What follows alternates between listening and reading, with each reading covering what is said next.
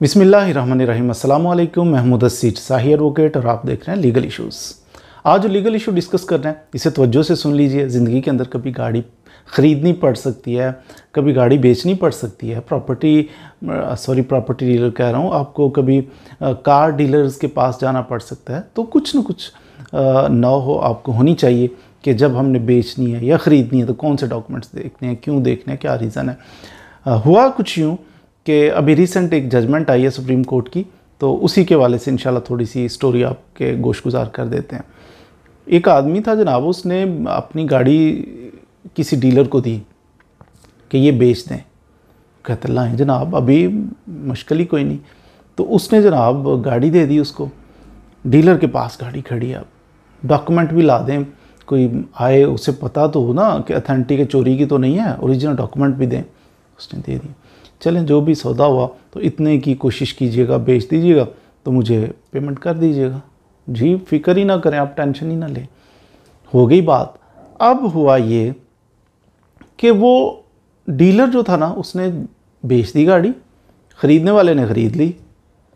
Original document उसके पास हैं, गाड़ी उसके पास है, डीलर है, दफ्तर खोल के बैठा हुआ है, कहीं भागा जा रहा है। ख़रीदने वाले ने ख़रीद ली, और ख़रीद तो ली, बेच भी दी डीलर ने। डीलर साहब अब पैसे नहीं दे रहे।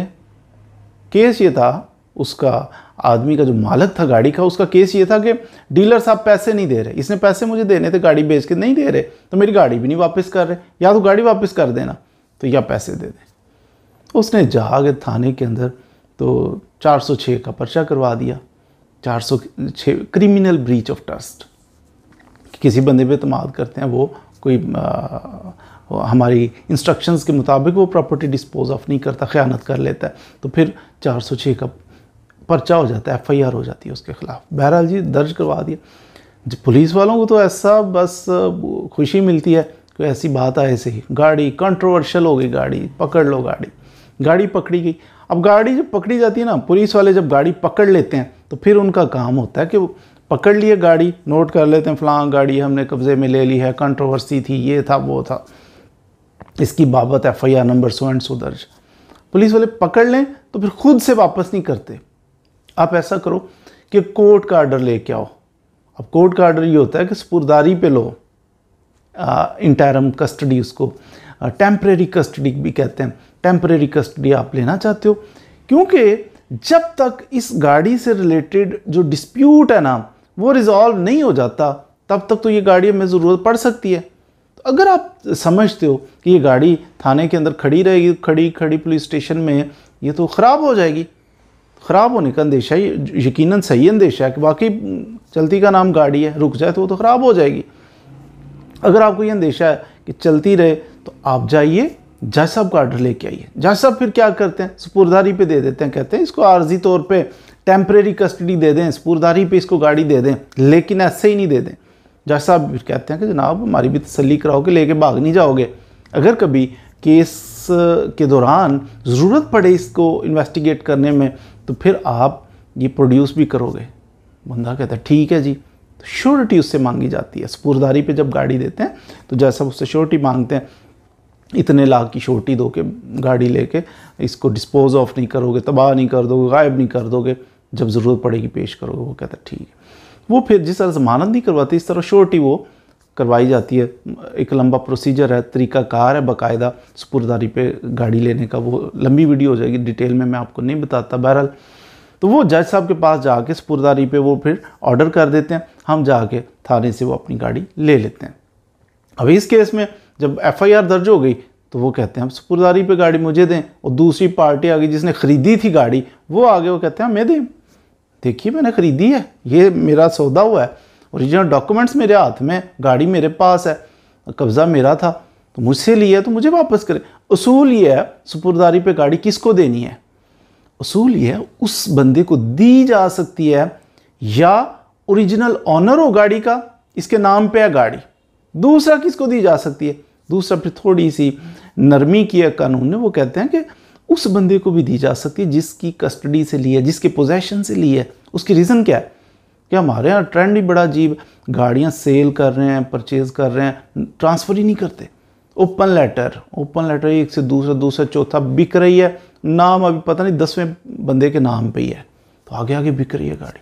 ओपन लेटर, ट्रांसफ़र नहीं करानी जी अपने नाम, पता नहीं क्या इसमें वजूहात हैं। बहरहाल लोग रिलक्टेंट होते हैं, अपने नाम पे लगवाते ही नहीं। फिर कहते हैं कि अब वो 10वें नंबर पे मर गया होगा, कहाँ होगा वो ओनर ओरिजिनल, जिससे आगे आगे चलती ओरिजिनल ओनर कहाँ से ढूंढते फिरें, आउट ऑफ कंट्री चला गया, पता नहीं कहाँ है। फिर कानून कहता है कि दूसरी सूरत भी है, जिससे आपने ली है ना गाड़ी, जिससे पकड़ी है ना, उसको भी आप स्पुर्दारी पे दे सकते हैं। स्पुर्दारी का मतलब आप समझ गए ना, कि वो जज साहब फिर श्योरिटी लेते हैं बाकायदा कि इतनी ज़मानत दो, तो फिर हम आपको हैंड ओवर करते हैं। अगर वो गाड़ी आगे पीछे करेगा, गायब करेगा, तो वो जितनी ज़मानत दी वो जब्त कर लेंगे। एनी हो, अब यहाँ पे दो बंदे आ गए, कहते हैं मैं, दूसरा कहता है नहीं जी मुझे दें। कंट्रोवर्सी तो हो गई ना। अब ये जज साहब ने फाइनल डिसाइड किया, सुप्रीम कोर्ट के अंदर बेंच था, मंसूर अली शाह साहब और आयशा ए मालिक साहिबा, तो ये दो जजेस बैठे हुए थे। इन्होंने डिसाइड किया, इन्होंने कहा देखिए ये जो भी कंट्रोवर्सी है, अगरचे एक बंदे के पास ओरिजिनल डॉक्यूमेंट्स हैं, गाड़ी उसके पोजेशन में थी, लेकिन उस वक्त तक ये गाड़ी हम नहीं दे सकते उस बंदे को जिसके पास डॉक्यूमेंट। मेरे डॉक्यूमेंट होना ये कभी भी साबित नहीं करता कि डॉक्यूमेंट है आपके पास तो गाड़ी आपकी है। अब गाड़ी के अंदर मेरे पास डॉक्यूमेंट्स हैं, मेरी गाड़ी को छीन लेता है, अगर डॉक्यूमेंट्स उसके अंदर हैं तो क्या उसकी गाड़ी हो जाएगी, उसको दे देंगे। तो जज साहब ने ये रिजॉल्व किया मैटर, जज साहबान ने, कि जो ओरिजिनल ऑनर होता है ना, ज़्यादा हक उसका है। अगरचे दो मैंने आपको अर्ज कर दिया ना, जिसके पोजेशन से लें उसको भी सुपुर्दारी पे दी जा सकती है, जो मालिक है उसको भी दी जा सकती है, लेकिन यहाँ जजेस ने ये डिसाइड किया कि ज़्यादा हक उस बंदे का है जो मालिक, जिसके नाम के ऊपर ये गाड़ी है। अब यहाँ पे ये हमने नुक्ता सीख लिया कि कभी भी, अब देखिए वो जिस बंदे ने ख़रीदी है गाड़ी, उसने तो बोनाफाइडी थी उसकी बेचारे की भी, उसने पैसे दिए, उसने गाड़ी खरीदी, ओरिजिनल डॉक्यूमेंट्स उसके पास, गाड़ी उसके पास, तो डीलर से उसने बाकायदा सौदा करके ख़रीद लिए। लेकिन उसने ये नहीं देखा कि ये गाड़ी जो है डॉक्यूमेंट हैं, गाड़ी है, तो ये मेरे नाम पे ये डीलर तो नहीं ना कर सकता, ओरिजिनल मालिक किधर है, क्या वो कोई लेटर मुझे दे रहा है, कोई ट्रांसफ़र की दरख्वास्त दे रहा है जिससे मैं जाके अपने नाम लगवा सकूँगा। तो नेग्लिजेंस हो गई ना, नेग्लिजेंस हो गया। बेचारा कहता है मेरे नाम पे स्पुर्दारी होनी चाहिए, कैसे नहीं हुई स्पुर्दारी उसके नाम पे। तो जब भी बाय करनी है, गाड़ी ख़रीदनी है, तो ये चीज़ पेश नज़र रखनी है आपने कि मालिक जो है वो बड़ा ज़रूरी होता है, जिसके नाम पे है वो कोई डॉक्यूमेंट आपको दे, फिर तसल्ली करनी है। गाड़ी पकड़ा दे तो पकड़ ली तो बस खुश नहीं हो जाना गाड़ी ले ली है, नहीं, डॉक्यूमेंट्स भी हो, गाड़ी भी हो, और ऑनर की भी कंसेंट हो, उसमें वो विलिंग हो, फिर आप तसल्ली रखें कि आपको हो गई है। दूसरा, जब सेल करनी है, अब सेलर का यहाँ क्या था, सेलर का ये था कि सेलर जाके गाड़ी भी दे आया, कागज़ भी दे, वह कागज़ कहीं उड़े जा रहे हैं, गाड़ी दी है ना, किसी को दिखाना है, आना है, गाड़ी की ज़रूरत है। हाँ, अगर किसी का ज़हन बन रहा है, समझ में आ रही है बात, आपका कोई किसी के साथ एग्रीमेंट हो रहा है, तो डॉक्यूमेंट्स भी आ जाएंगे, कॉल करें, वो डॉक्यूमेंट्स प्रोड्यूस करें, वो जनाब लेटर भी दे, वो थंब इम्प्रेशन भी दे, परमिशन भी दे कि इसके नाम पे ट्रांसफ़र हो जाए। तो यहाँ ट्रस्ट इतना ना करें कि सब कुछ ही पकड़ा दें डीलर को, और बाद में लिया दिया भी कुछ नहीं, गाड़ी भी दे दी, डॉक्यूमेंट्स भी दे दी, और लिया कुछ भी नहीं, और डीलर कहता है जाओ भाग जाओ। अब फिर क्या करें। तो कंट्रोवर्सी में देखिए, अगर स्पुर्दारी यहाँ मालिक को मिल गई, लेकिन इसके बावजूद कितने साल अभी केस चलना है, वो चलते चलते पता नहीं। तो ये खाम खा की एक टेंशन हम अपने सर पे ले लेते हैं। जब भी गाड़ी खरीदें, बेचें, इन चीज़ों की केयर करनी है। तो उम्मीद है आपने कुछ ना कुछ गाड़ी की खरीदो फरोख्त में ब्लंडर होते हैं उसके बारे में सीख लिया होगा। मज़ीद वीडियोज़ के लिए मेरे साथ रहिए। Thank you very much.